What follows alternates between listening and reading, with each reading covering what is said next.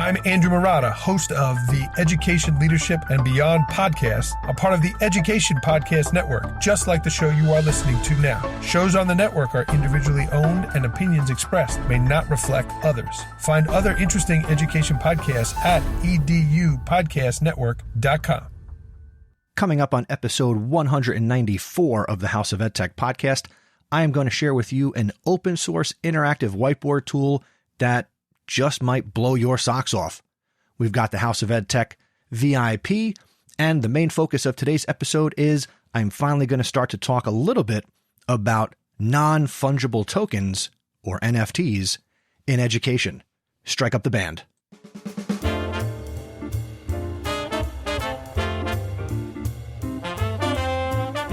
Welcome to the House of EdTech. My name is Chris Nesi. The House of EdTech launched in 2014, giving me the opportunity to speak with teachers, leaders, and creators so you can more effectively integrate technology, strengthen your pedagogy, and have more confidence in your classroom and school so you can make an impact. Get involved with the podcast by visiting my website, chrisnesi.com. Using technology isn't difficult, and this is where it begins. This is the House of EdTech. And as I just said before the music started to play, I have got a fun episode planned for you today. Man, that rhymed. Very cool. Thank you for making the House of EdTech a part of your anytime, anywhere professional development. If you are new to the show, welcome. If you're a returning listener, welcome back. Very excited that you're here and listening to this podcast. If you get value, I'm going to ask you right up front, share the show. Tweet about it. Put it on Instagram. Tell a teacher in your department or down the hall from you. Sharing a podcast via word of mouth is the best way to help out any podcaster. And if I give you value, show me some love. Share the show. I would appreciate it. Speaking of some love, I got to be on or involved with 2 podcasts since the last time I released an episode. Number 1, I got to be on an episode of the Educational Duct Tape podcast, which, I'll be honest, I have wanted to do for a long time, and Jake Miller and I finally made that happen. And certainly here in 2022, you can look forward to hearing Jake Miller on a future episode of the House of EdTech. But it was a fun episode. Of course, I will link to it out in the show notes at chrisnesi.com/194, where you can link out, you can listen to it, check out the show notes for that episode. And super huge thank you to Jake, because his podcast is fantastic. And if for some reason you listen to my show, but you are also not listening to Educational Duct Tape, pause this, go look it up in your podcatcher, Educational Duct Tape, and that's duck with a T, not a quack quack K. Go subscribe to Educational Duct Tape and make Jake Miller and his podcast a part of your life. It needs to be there. And certainly the episode that I appeared on was a fun episode to do. We talked about podcasting in schools and the classrooms, and whether you use that information with your students or you can also use it for yourself, because I think anybody has the ability to podcast. Certainly go and check that out. Also, I made a random live appearance on my buddy AJ Bianco, my podcast compadre from Podcast PD. He has his own podcast, Reflect Ed, and he is now, and kudos to him, I'm actually kind of jealous, AJ is now live streaming every couple of weeks doing something he's calling Reflect Ed Live.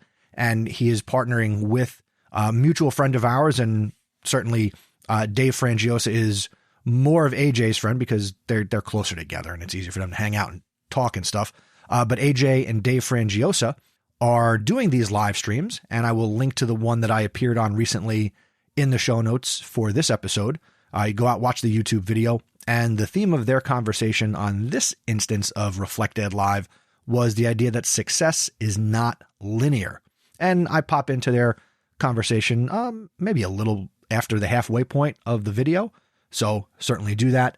And as I continue to be a pusher, we'll get those episodes that AJ is doing on YouTube also to appear in his podcast feed. So don't you worry, but certainly go and show him some love on YouTube, like the video, share the video, and engage with what AJ and Dave are doing. And if you're not familiar with AJ's podcast, go out to his website, reflectedpodcast.com.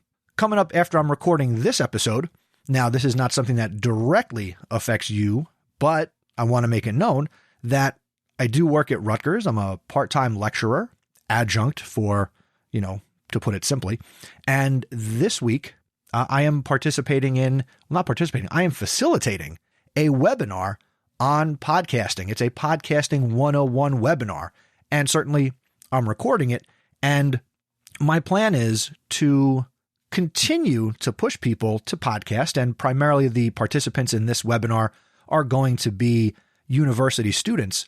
But once I go through this webinar as the presenter, I am certainly then going to adapt and work it as a future episode of the podcast. So stay tuned for a Podcasting 101 episode where I take the current best practices and tips and my thoughts on creating a podcast, and I will put that into an episode here on this feed. Now, if you need something right away, reach out to me at Mr. Nesi on Twitter, send me an email, feedback@chrisnesi.com, and throw your podcast and podcasting questions at me. There are many people who have listened to this show who have taken me up on that offer to just reach out and connect. Now, full transparency. Sometimes you reach out to me, I respond, we set up a date and time, and I forget. But you reach out to me, we will make it work. I have never not spoken to somebody about podcasts and podcasting who reached out. We always find a way to make it work, either via email or it might be via, the actual, Google Meet or a Zoom call, whatever the case may be. I do want to help people, students, teachers, etc., want to help people launch and start their own podcast because it is so much fun. I'm having a ball right now here in snowy New Jersey with the sun beating down on me while I think it is, as I look, 8 degrees outside. So certainly it's a good cold weather activity to podcast. Now, before I get into this episode's EdTech recommendation, which again, I'm going to share something really cool that I recently discovered.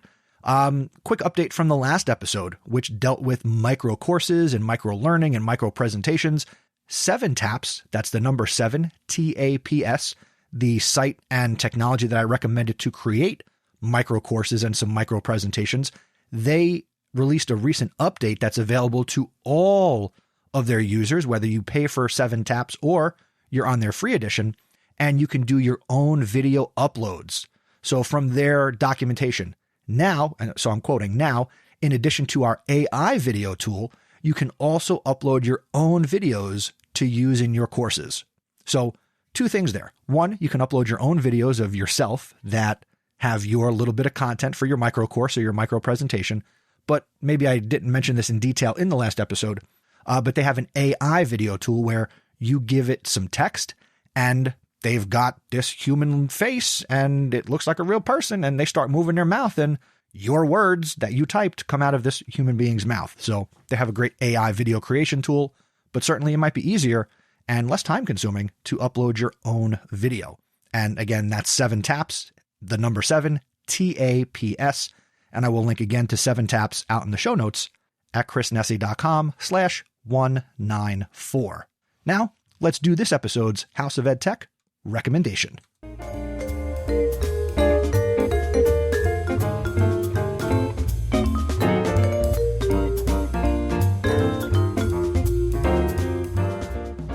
So for this episode's House of EdTech recommendation, I recently came across an article on Flipboard, and that is an app that I use on my iPhone to curate articles and articles and news on the web for a variety of topics. And one of these articles talked about this open source whiteboard software called OpenBoard, OpenBoard, no space. The website is openboard.ch.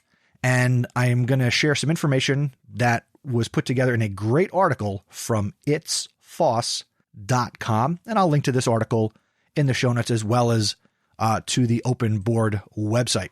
But here we go. So to quote, there are several open source tools available for education, but not all of them are impressively well maintained at the level of commercial software put forward for schools and universities. OpenBoard is one such exceptional free and open source tool that enables education without any compromises. It's an interactive whiteboard program that features all the essential functionalities along with the support for a variety of hardware. So think of if you have a smartboard or, Promethean board, or you've got an interactive touchscreen display of some sort. If there's built-in software, the smart notebook, things like that, this is an open source interactive whiteboard software. It is downloadable. It is not web-based, but again, it is cross-platform. You can use it on Windows, Mac, and Linux. It is free. It is open source. And I played with it here on my Mac here in the House of EdTech, and it seems to be a very impressive option. So some of the features are that, easy for me to say, words are hard sometimes here on the podcast, but some of the features include, again, cross-platform support. You have the ability to draw and write freely. You can add notations. You can remove annotations. You get the ability to highlight part of your whiteboard using a highlighter. You can add multiple pages in an order of your choosing to continue teaching without the need to erase anything. You can draw lines. You can toggle into what they call stylus mode if you happen to be using a pen tablet, maybe a Wacom tablet, or something similar to interact with your display. You can easily erase items. You've got shapes. You've got a variety of essential applications, including a calculator, maps, a ruler, and there's even more available that you can just drag and drop out into your pages. You also get the virtual laser pointer. You can zoom in, zoom out. You can write text. You can resize it. You can clone it. You get the virtual keyboard. You get different line background options. So this might be a great alternative, or, I think it is a great alternative and could replace things like the smart notebook or other tools on interactive whiteboards that you might be using. Okay. From my experience, I think it is easy to use. I think it's easy to navigate. You can quickly switch between multiple pages. I found erasing to be easier. And again, I'm working here on my Mac with my mouse and my keyboard, so I'm not even using a touchscreen display.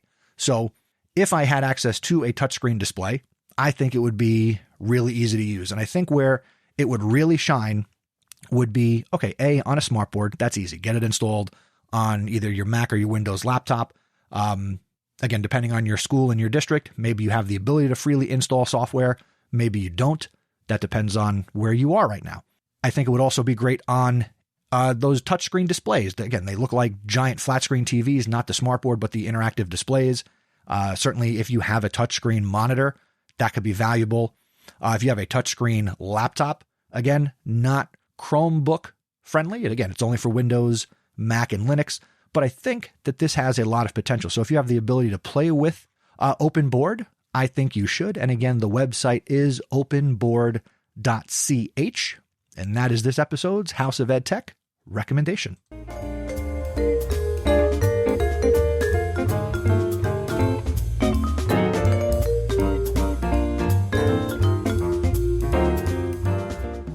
All right, and now let's dig into this episode's featured content. And a few episodes ago, in my EdTech Thought, I talked about being cautious of people starting to talk about and tweet about on Facebook and wherever you're interacting on the internet, NFTs or non-fungible tokens, and people starting to talk about what is this going to look like in education. And I've continued to read, I've continued to listen to various sources on this topic, and I think, again, I am not an expert, so I am learning along with you on NFTs in education. And maybe what I'm going to share is going to be your first exposure to NFTs and some thoughts on how NFTs might be able to work together with education. Now, what I'm going to share is not all my words, but I recently read an article on LinkedIn that I think is valuable and I think makes a number of interesting points and will give you and I some things to think about as we continue to learn about NFTs and continue to develop curriculum, and as we continue coming out of the pandemic to reimagine, hopefully, what education is and what it can be going forward. The article that I'm going to be quoting and reading directly from is titled, Education NFTs Will Replace Diplomas and Resumes. And this article was published on LinkedIn on May 20th, 2021. So it's an older article, but I think what is talked about is relevant. The author of the article is Bo Brannon. Bo is a visiting professor of teaching, building, and consulting in spaces of entrepreneurship, personal finance, and humanities. And I will link to their profile in the show notes out at chrisnesi.com/194. But the article starts out by saying the following. It's interesting to think that the plot of Bill and Ted's Excellent Adventure was centered on Keanu Reeves' Ted almost being shipped away to a military academy if he couldn't write a decent history paper on how 3 random historical figures would view San Dimas today. Now, if you haven't seen Bill and Ted's Excellent Adventure, stop, go watch it, and then come on back to the podcast. Back to the article. Yet it works to a certain extent. It is relatable to how school and learning operates today. Whether you view it as funny, ironic, or tragic, there is a common agreement and desire that education on some level needs to improve. However, there is also widespread disagreement on how to do it. What if a simple non-fungible token, or NFT, could be the catalyst for change? Here's the problem that Brannon outlines. Some background. As a system, education has been riding the coattails of the Industrial Revolution. The structure, discipline, and learnings in school were very intentional in shaping the next generation of citizens and the workforce. It made sense in its context and in its time. But as the internet age has grown and evolved faster than traditions can keep up, it has been difficult to design the educational experience for the student living in a more globalized and rapidly changing information age. Even now, there are high estimates on how many non-existent jobs our current K-12 students will have. Most attempts to transition to a newer context have been to adopt the latest technologies and EdTech tools, but many of these maintain the familiar industrial underpinnings of valuing information transfer. How else would we assess and rank and file at scale? Information in the industrial age, even up through the 20th century, was considered slightly more scarce than it is today, and culturally, we had more time to sit with it. This worked well in the traditional understanding of the word information. Wendell Berry writes in his essay called Local Knowledge in the Age of Information the following, quote, to inform is to form within. Information in this sense refers to teaching and learning to the formation of a person's mind or character, end quote. Students, teachers, institutions, and society wanted this and still do. At least they say they do. Berry goes on to suggest that with the easy availability of information, it has been redefined as random facts that, quote, at whatever cost this information is made available to its potential users, it arrives unformed and inexperienced.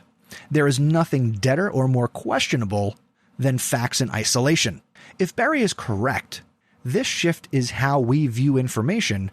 We may explain the source of our frustration and disconnect in school. The value of information has been degraded in exchange for speed and low cost, and students, unless they thrive on hoop jumping, get incredibly frustrated at the purpose of it all, not to mention the high cost economically and mentally. To put another way, Avner Offer argues in his writing, The Challenge in Affluence, Self-Control, and Well-Being in the United States and Britain since 1950, that, quote, affluence breeds impatience, and impatience undermines well-being. The context here is wealth, but can also be applied to the affluence of knowledge and information. According to Offer, affluence is the fruit of being wise and prudent.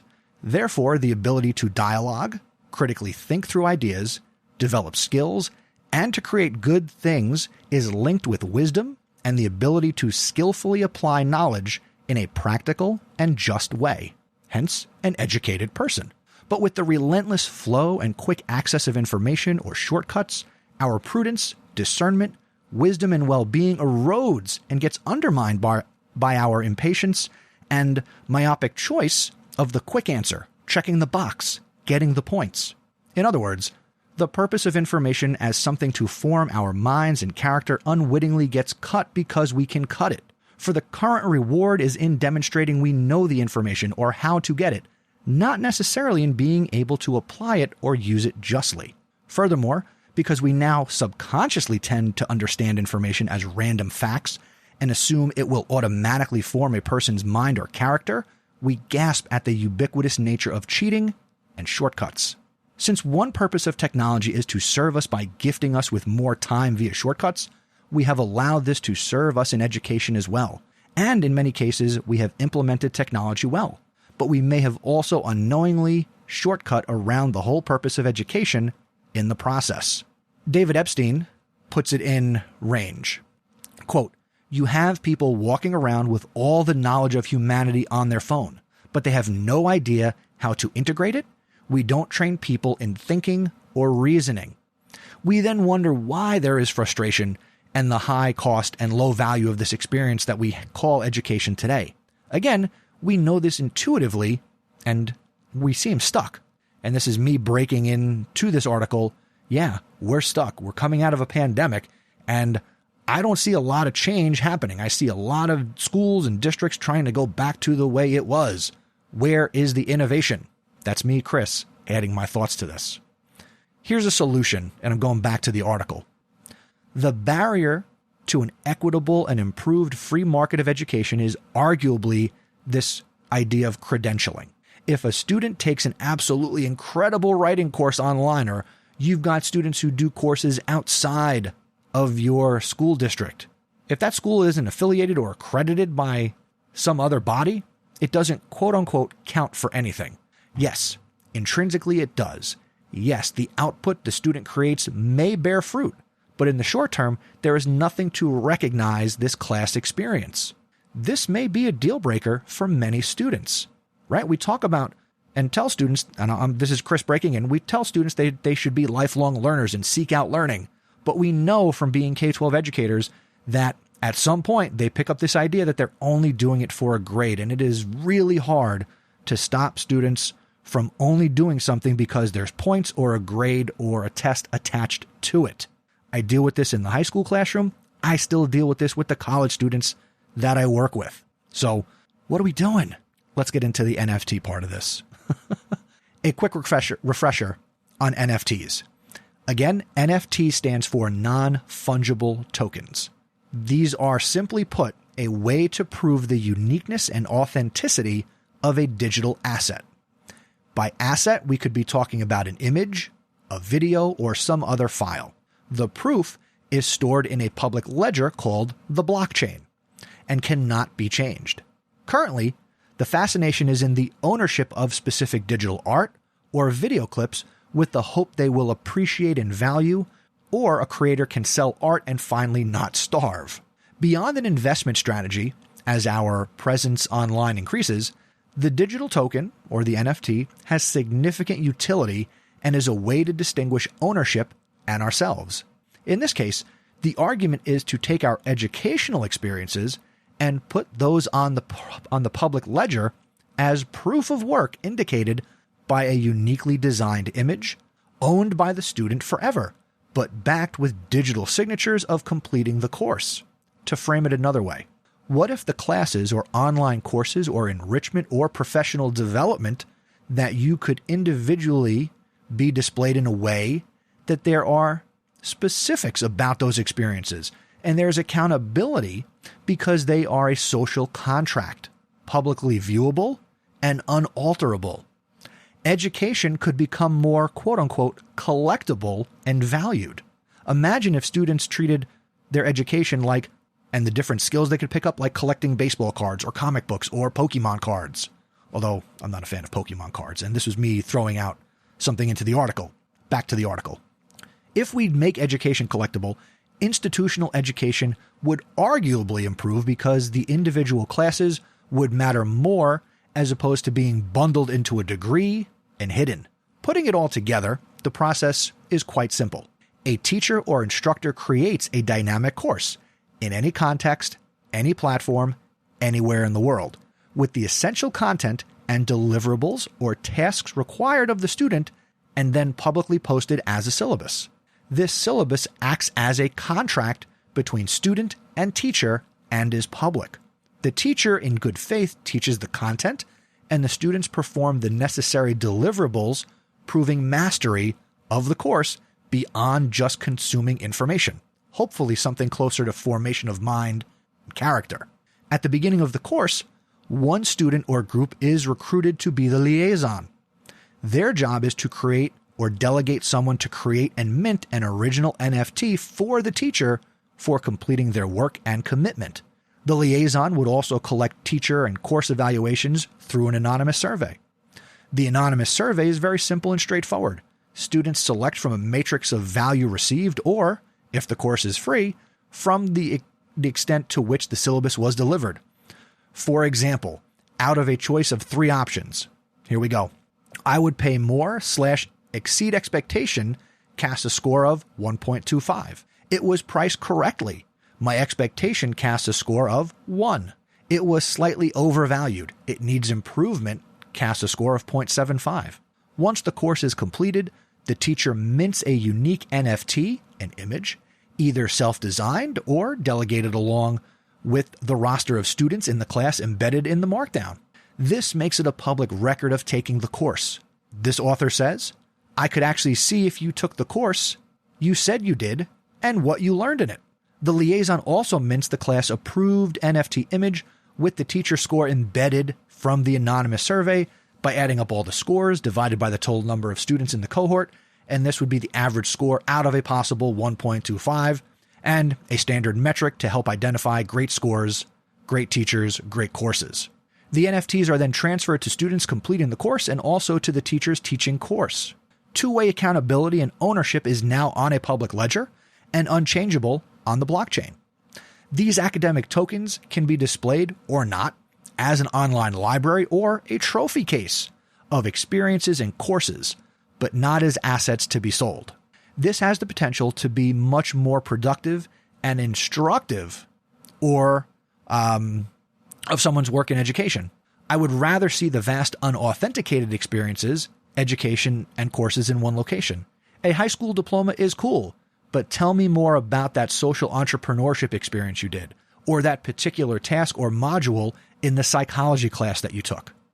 As a recruiter, you may not be able to find the future employee you are looking for with a generic business degree listed, but someone who has specifically taken a negotiation course in combination with business finance might better fit the profile of the candidate you want to hire. Students of all ages and levels and locations can now demonstrate their range and allow for their experiences to carry just as much meaning, if not more, than what an institution claims to give them. Great education has the potential to become more accessible and equitable. This token system, combined with more availability of internet access and online tools, can now allow a student in a low-income area or in a rural location to participate in incredible education online, but also publicly post their tokens and open up career opportunities.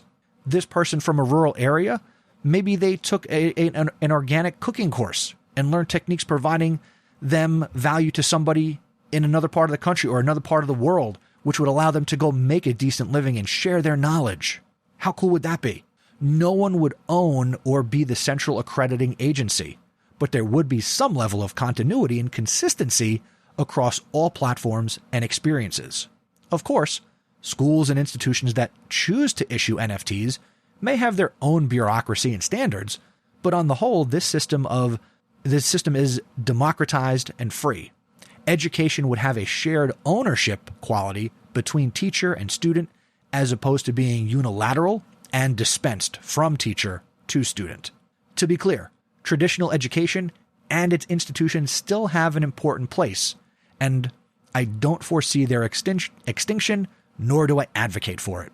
But this system does allow for more options, more equitable education, and the opportunity for a student to have success to incredible opportunities and learning without having to take on debt to do it. Companies may be able to set pathways for potential students to compete for opportunities with the right combination of experiences developed in college or somewhere else. This system also opens up opportunities for great teachers to teach outside their institutional walls or geographic location and be compensated accordingly. There you go. So that is this article from Brannon. He goes on to say and talk about using OpenSea.io as the platform to mint a token. So you can certainly check out OpenSea.io. And I think that there is and this is me speaking, okay, that there is a lot of potential for the NFT in education. Everything I've read and watched and listened to talks about the idea of NFTs becoming the social norm, and not just collecting JPEGs or video files or anything like that, but in 10, 15, 20 years, we're going to see the idea of the social contract being what's important. Yes, you're going to have your collection of things that you collect, similar to baseball cards and comic books and other valuables like that. But now you're going to see the potential for people to mint an NFT and people to invest in them. Think of the students that you work with that have the potential to be entertainers, singers, artists, actors, or creators of content. They might be able to get the backing and support to fund projects and continue to invest in themselves. Now, again, a lot of the NFT stuff that's out there, the different collections and what you can go and invest in and purchase, a lot of them in the next 5 years, they're going to fail, because a lot of them, and this is not just my opinion, a lot of people hold this opinion, is that they're going to fail because they're just looking to, it's a money grab. Okay. It's a quick way to get somebody excited, get their money, and swing a profit. The real value to NFTs is in building community. So that's what you should be looking for. That's what you might advise your students to be looking for. If you're working with students and you're teaching business courses or courses in personal finance, or just having a discussion, again, I think NFTs can come up in any course that we teach. We need to be aware, because our students might start to ask questions about these non-fungible tokens. Sure, the first time it's okay to say, I don't know, but you need to also put in a little work and time and be aware of this, because I don't think that they're going anywhere. And I think NFTs are going to continue to be a part of society and culture worldwide, again, across the globe. And they are eventually going to make their way into your classroom in some way, shape, or form. So maybe you're hearing about it first here on the House of EdTech. Maybe you're a little bit familiar, just like I am, but continuing to learn, and you are continuing to be curious. But certainly, we can learn together. And part of that, the idea of community, I have that available for you. So if I'm not selling you an NFT, but I am certainly through this podcast building community of like-minded and curious educators. I left Facebook, so I want to take this opportunity to invite you to be a part of my Discord community. Go to chrisnesi.com/Discord, DISCORD, and come on, ask your EdTech questions, connect with other people who listen to the podcast, ask your questions, have the conversation. There are people in this community who are much smarter than I am. And again, I don't sit here on the microphone claiming to be the smartest person that's out there, but I'm willing to learn. I have the open mind and the growth mindset and the curiosity to learn and learn with and from other people. So come be a part of the House of EdTech on Discord. And if you've got resources and information that you are learning with and about NFTs, share them with me. Tag me on Twitter at Mr. Nesi. Leave a comment on the show notes at chrisnesi.com/194. You can email me feedback@chrisnesi.com, and we can continue to learn together, because there is a lot that we are going to have to learn as education continues to change and NFTs continue to be a part of our lives. And again, they're eventually going to be a part of our classroom. So let's get ahead of this one and continue to learn together.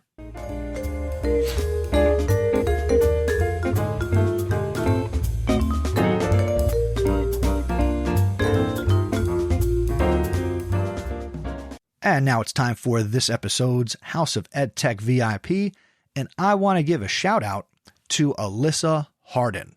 She is at Alysa Hardin on Twitter, and that's ALYSA HRDIN. Go follow her on Twitter.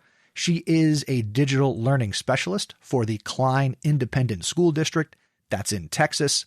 So we recently got connected on Twitter, and I think you should consider going to follow her and learn right alongside her. So at Alysa Hardin on Twitter, and let's continue to learn and talk, and we're going to grow together. That's what this is all about. Congratulations to you, Alysa. You are a House of EdTech VIP.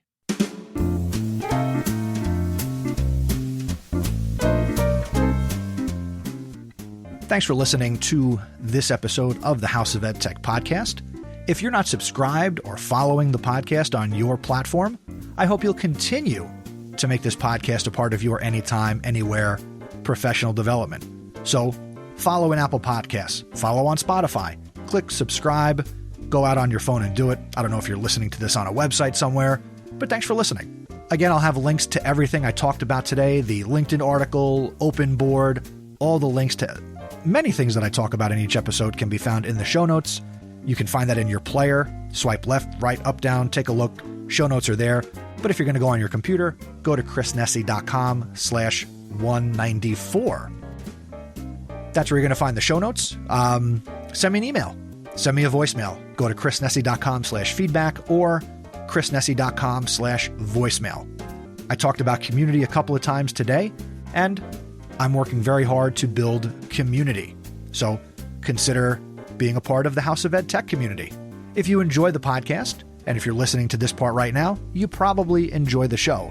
I hope it's not that you haven't hit the button yet. And don't hit the button. Keep listening. Tell somebody else about the show. I mentioned at the top, I'll mention again. Word of mouth is the best way to share a podcast that you love. Share all the podcasts you love. Tweet about them. Email the hosts. Let them know that you like the show and tag other people who will get value. The other thing you can do is you can become an awesome supporter. I am very thankful to the ongoing financial support of the following people: Anthony Arnaud, Dan Gallagher, Carlos Garza, Peggy George, Jeff Herb, Mike Messner, Matt Miller, JP Presavento, Patty Reefus, Lori Simpson, and Kyle Wilcox. If you get value from the show, become an awesome supporter by visiting chrisnesi.com/awesome. And the Awesome Supporter Program is powered by patreon.com. Patreon allows a consumer of content like you to support a creator of content like me. It's kind of like value for value. I give you value. If you feel it's worth anything, feel free to become an awesome supporter. I would greatly appreciate it. It helps me do awesome things with the podcast. The next episode of the show is going to be episode 195. The March to 200 continues, and that's going to come your way on February 13th. Love will be in the air. February 13th, 2022. Until next time, thank you for learning with me. And remember, using technology isn't difficult. Just give it a try.